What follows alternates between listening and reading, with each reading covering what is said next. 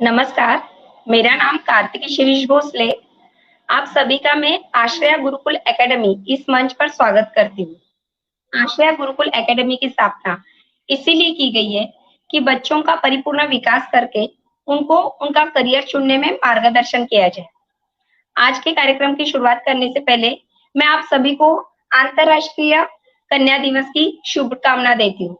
तो चलिए ज्यादा समय ना गवाते हुए मैं आज जिन्हें आमंत्रित करने जा रही हूँ वो एक टीचर, ट्रेनर, एंटरप्रेन्योर होने के साथ साथ हमारी ही तरह एक पेरेंट्स भी है। उन्होंने कॉर्पोरेट में 1 साल से कार्य किया है। 2008 में उन्होंने इंजीनियरिंग स्टूडेंट के लिए कोचिंग क्लास की शुरुआत भी की थी। 2009 में उन्होंने किड्स इंटेलिजेंस की स्थापना की है जो ISO प्रमाणित है। उसी के साथ साथ वह आज कितने महिलाओं को अपना घर संभाल कर स्वावलंबित भी कर रही है। अभी तक उन्होंने 100 से भी अधिक महिलाओं को प्रशिक्षण दिया है और उसी के साथ साथ उन्होंने किड्स इंटेलिजेंट की 20 से भी अधिक इन हाउस टीचर टीम है जो आज 12 विविध देशों में विद्यार्थियों को प्रशिक्षित कर रही है। मराठी वृत्तपत्र तरुण भारत में भी उनकी मुलाकात ली थी। उसी के साथ साथ मशहूर अभिनेत्री मानसी नायक उन्होंने भी अपने यशस्तुते इस मंच पर मैम की मुलाकात ली थी। तो चलिए ज्यादा समय नहीं गवाते हुए मैं उन्हें आमंत्रित करती हूँ। बहुत ही नम्र, विनयशील, प्रतिभाशाली ऐसा व्यक्तिमत्व है जिनका, श्रीमती शुभदा भावे इनको।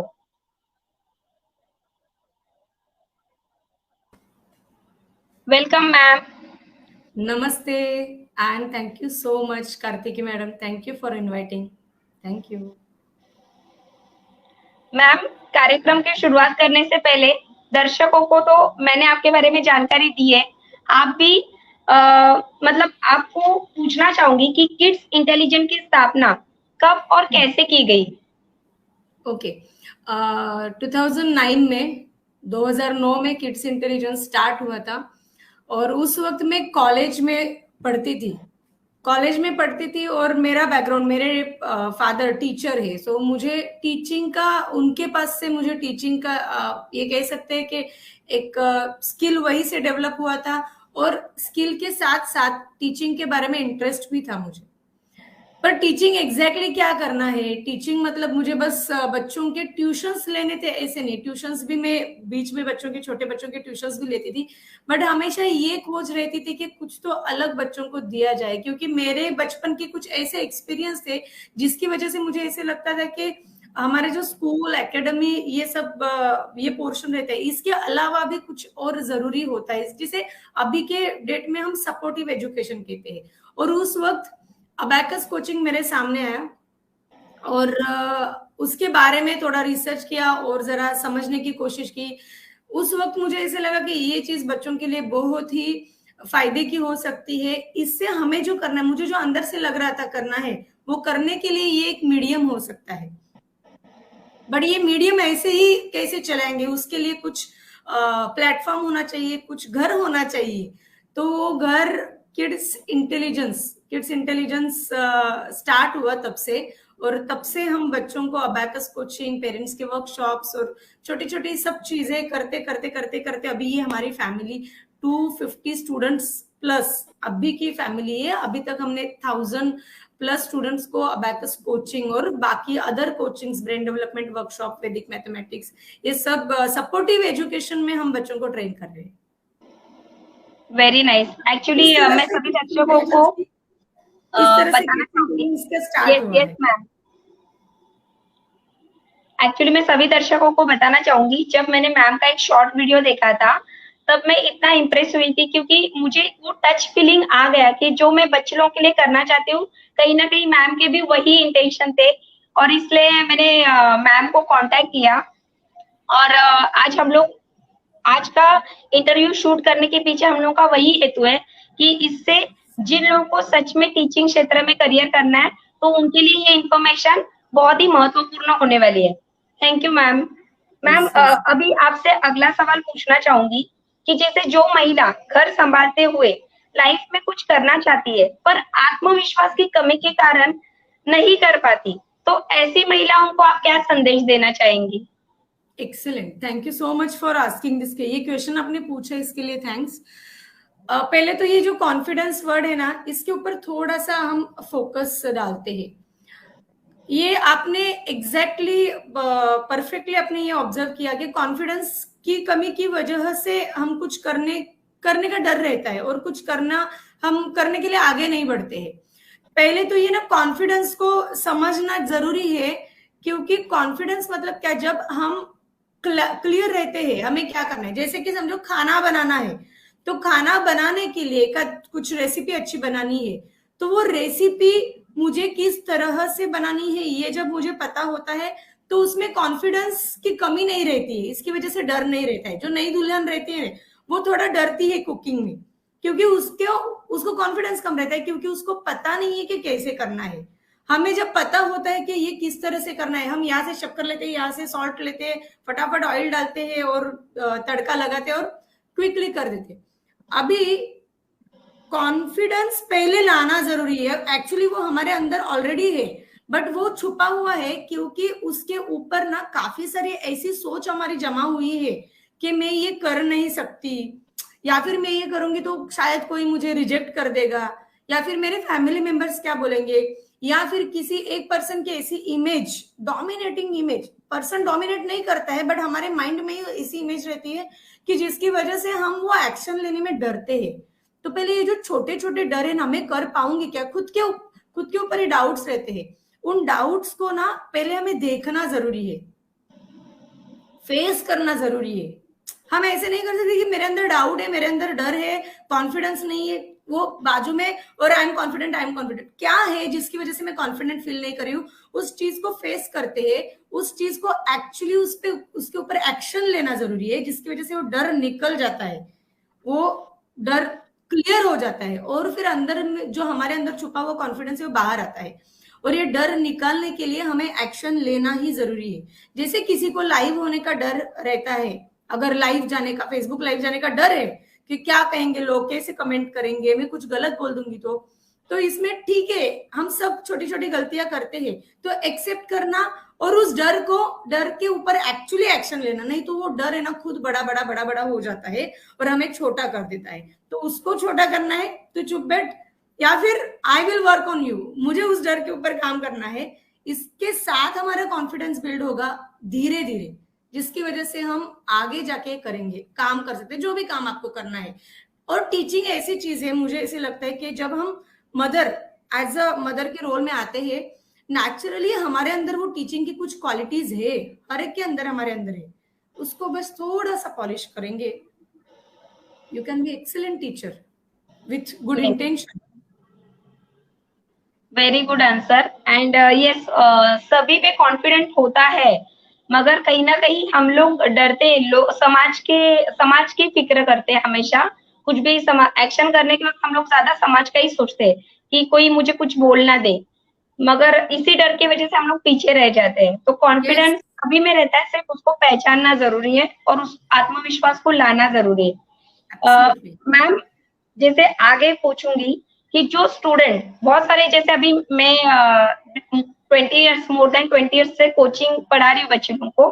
तो जब मेरे बच्चे 10th कंप्लीट करते तो पूछते हमेशा कि दीदी मुझे टीचिंग क्षेत्र में जाना है, मुझे टीचर बनना है, या कोई बोलता है कि नहीं मुझे आगे जाके इंजीनियर बनना है, आर्किटेक्चर बनना है, तो हम लोग कौन सी साइड चुने। तो जैसे जो स्टूडेंट आगे जाकर टीचिंग में अपना करियर करना चाहते हैं, तो उन्हें यह नहीं समझ में आता कि अपना करियर करने के लिए कौन सी साइड चूज करे अथवा कौन सा कोर्स करे, तो उनको आप क्या मार्गदर्शन करना चाहोगी? ओके, अभी एक्चुअली मार्गदर्शन मतलब ये बहुत बड़ी बात है, बड़ी चीज है। तो किसी को मार्गदर्शन हम बाहर से नहीं कर सकते, क्योंकि उनके अंदर एक सिस्टम है जो उनको मार्गदर्शन दे रही है। तो मैं तो ये कहूंगी, अगर किसी क्षेत्र में, टीचिंग के अलावा भी किसी क्षेत्र में हमें जाना है, तो पहले 10th 12th के बाद है ना, मम्मी डैडी ज्यादा करके ये पूछते हैं कि इस फील्ड में स्कोप है क्या। अगर उसको आर्टिस्ट बने तो इसमें स्कोप है क्या, उसमें कितने पैसे मिल रहे हैं, या फिर उसमें उस पर्टिकुलर फील्ड में क्या हो रहा है, कितने अपॉर्चुनिटीज है, ये देख के फिर डिसाइड करते हैं। तो मैं ऐसे समझती हूँ कि ये एक एक्सटर्नल बाजू है।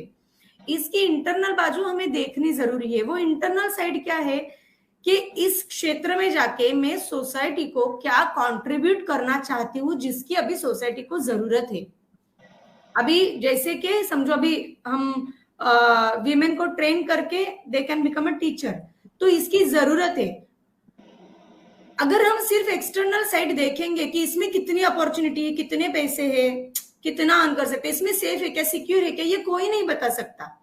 क्योंकि जो जो फील्ड आज मुझे सेफ सिक्योर लग रही है वो शायद कुछ सालों बाद नहीं होगी, बट अंदर से जो गाइडेंस मिलेगा, जिसमें हमारे ट्रेनर ने हमें अच्छा सिखाया था कि आप जब आप ऐसा काम करते हो जिसमें आपको भूख प्यास नहीं लगती है, आप ऐसा काम करते हो जिसमें आप पैसे के बारे में नहीं सोचते हो, आप ऐसा काम करते हो जो आपको कभी भी कोई भी उठा के बोलेगा ये करना है तो भी आप रेडी हो जाओगे करने के लिए, जिसमें आपका पूरा तन मन सब लगा हुआ है, उस काम को ही चूज करना चाहिए। भले उस काम में अभी के टाइम पे मुझे कुछ भी एक्सटर्नल स्कोप नहीं दिख रहा है, बट अगर अंदर से फीलिंग है, स्ट्रॉन्ग फीलिंग है that you should go for it, then you should go for it.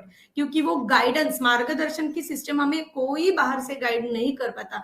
ये जो हम करियर काउंसलिंग वगैरह करते हैं तो उससे वो उसके हम सपोर्ट ले सकते हैं, हेल्प ले सकते हैं कि मेरे अंदर से ये आ रहा है, अभी इससे रिलेटेड बाहर की फील्ड क्या है, मैं क्या करूं, कौन से कोर्सेज करूं। और खास करके अगर टीचिंग में जाना है तो काफी सारे ऐसे ट्रेनिंग है जिसका आप फायदा ले सकते हो, जिससे आप आपके स्किल्स बढ़ा सकते हो, बट माइंडसेट और अंदर आपको ही काम करना है।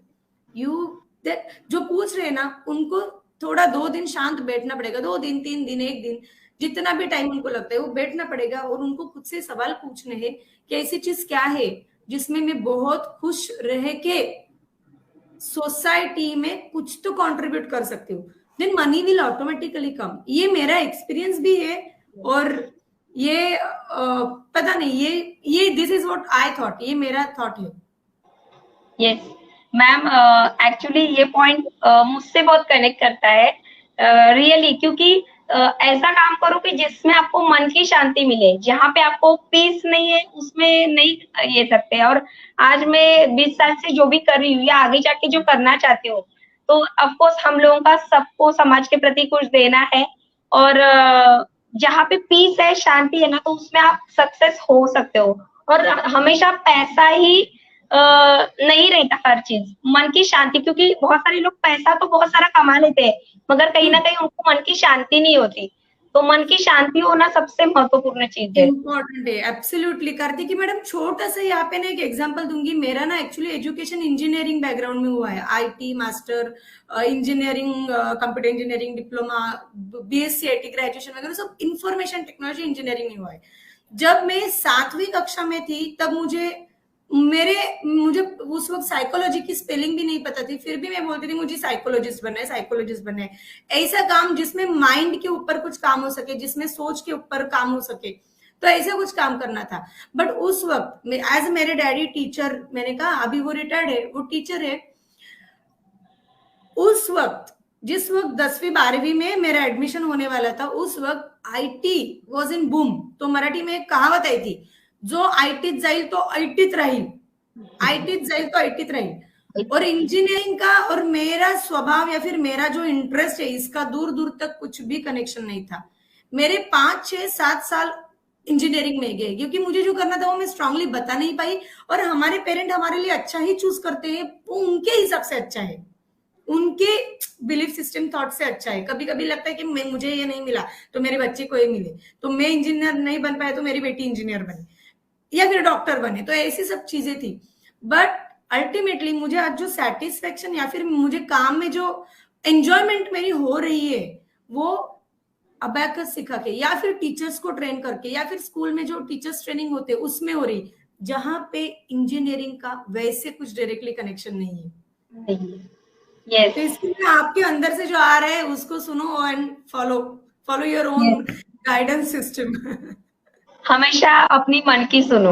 यस और मैम एक्चुअली ना आस्था गुरुकुल एकेडमी का इसलिए ही मेन मोटो है क्योंकि ये मेरा पर्सनल एक्सपीरियंस भी है कि लाइफ में बहुत कुछ करना था, बहुत बड़े बड़े सपने थे, बट कभी कभी एक परफेक्ट गाइडेंस ना होने के कारण, अदरवाइज कि चलो गाइडेंस भी नहीं है और थोड़ा फाइनेंशियल कंडीशन की वजह से हम लोग नहीं आगे बढ़ पाए। तो एटलीस्ट अभी अभी की जो पीढ़ी है वो तो हम लोगों से भी बहुत स्मार्ट है, तो उन लोगों को अगर अभी सही समय पर मार्गदर्शन किया जाए तो डेफिनेटली कि उनकी ग्रोथ हो जाएगी, और उन लोगों की ग्रोथ मतलब हमारे राष्ट्र की ग्रोथ।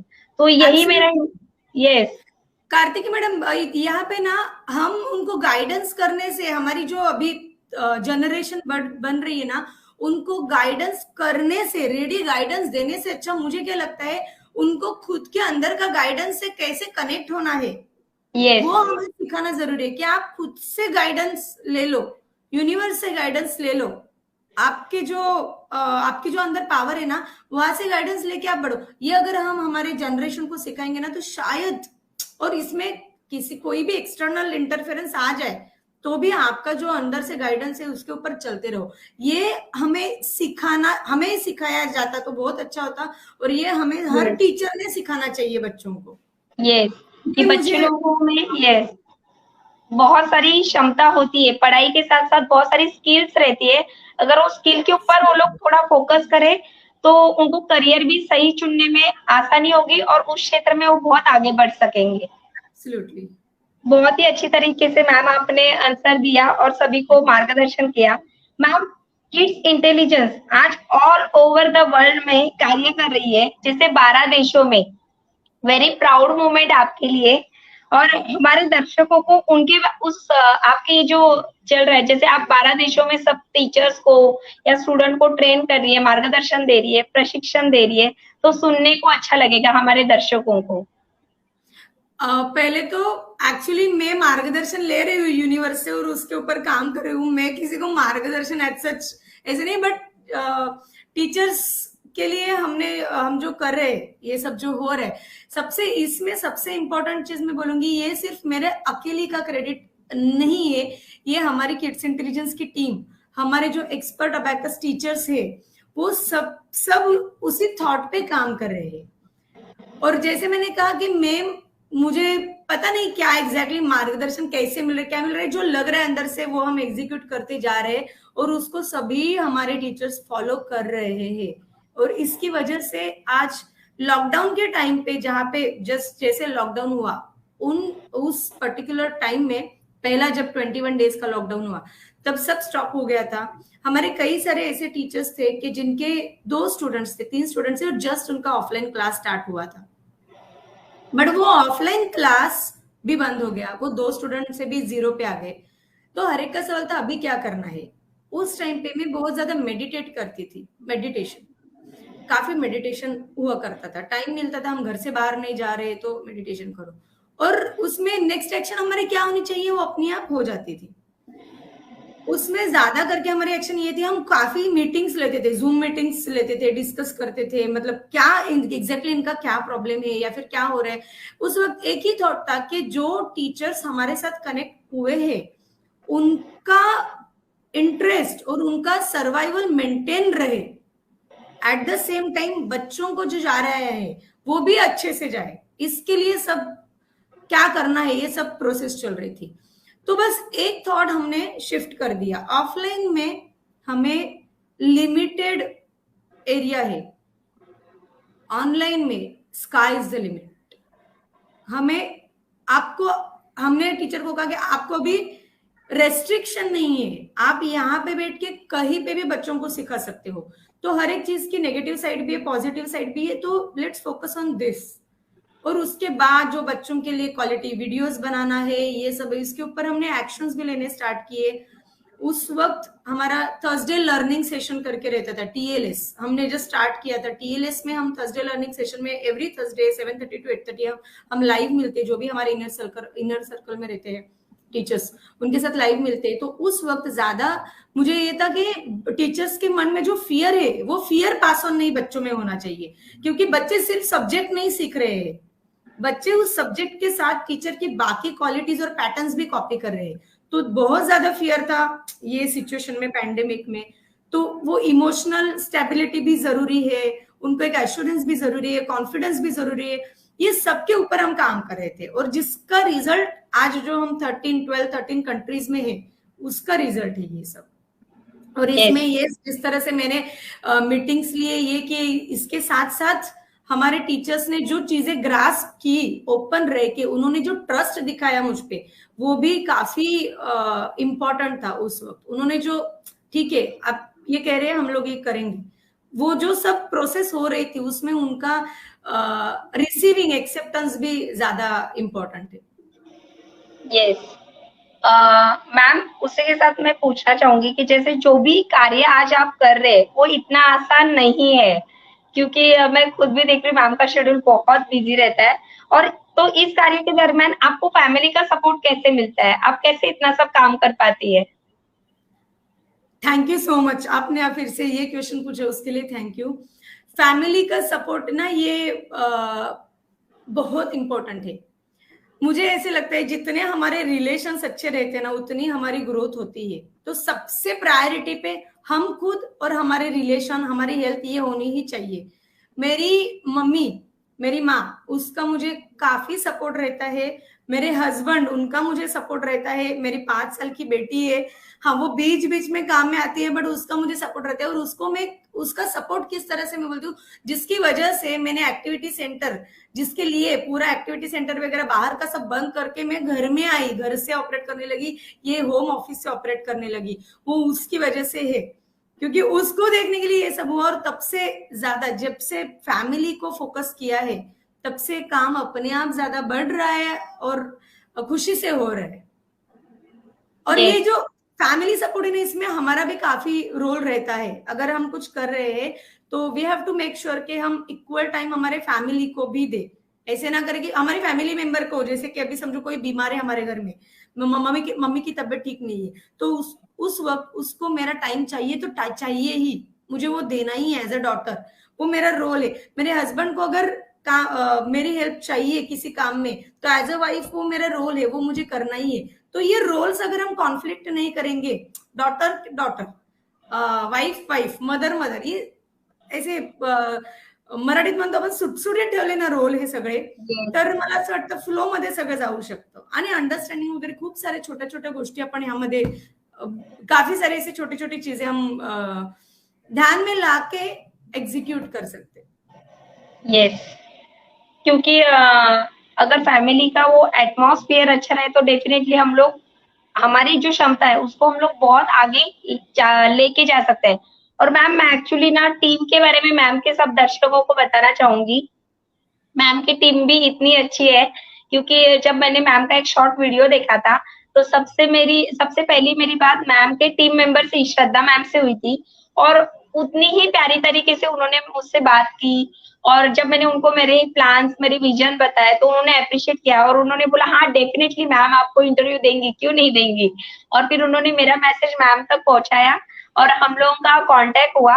और आज मैम सभी दर्शकों को जैसे गाइड कर रही है, सभी स्टूडेंट को गाइड कर रही है। मैम, जैसे अभी तक तो आपकी जर्नी हम लोगों ने सुनी, आपका कार्य सुना, आगे जाके आपके क्या सपने हैं और आप किस तरह और आगे बढ़ोगे, या क्या कार्य करोगे? थैंक यू अगेन, ये सवाल पूछने के लिए मैं थैंक यू क्यों बोल रही हूँ, क्योंकि आपके सवाल की वजह से मुझे यहाँ पे इस स्टेज पे सबके सामने एक्सप्रेस करने का चांस मिल रहा है। जैसे किड्स इंटेलिजेंस है, वैसे ही हमारे किड्स इंटेलिजेंस का एक नया प्रोजेक्ट है, आपण उपक्रम म्हणतो ज्याला, आईची शाळा। तो ये दोनों का, हमारे पूरे टीम का इंटेंशन क्या है, हमारी जो अभी की जनरेशन है, छोटे बच्चे हैं जो आगे जाके, वो तो हमेशा छोटे नहीं रहने वाले हैं, एडल्ट होने वाले हैं हमारी तरह। तो अगर हम देखेंगे, हमारी ग्रोथ कहाँ पे रुकती है, जब हमारा सेल्फ कनेक्शन टूटता है या फिर हमारे साथ नहीं रहता है, तब ग्रोथ हमारी टूटती है। तो ये हमारा पूरे इंस्टीट्यूट का, दोनों भी प्रोजेक्ट्स का, दोनों भी इंस्टीट्यूट्स का, टीम का इंटेंशन, विजन हमारा ये है कि हर एक बच्चे का खुद के साथ, जैसे आपने कहा गाइडेंस सिस्टम, उसको अंदर से गाइडेंस सिस्टम लेने की क्षमता होनी चाहिए, उस क्षमता को बढ़ाना।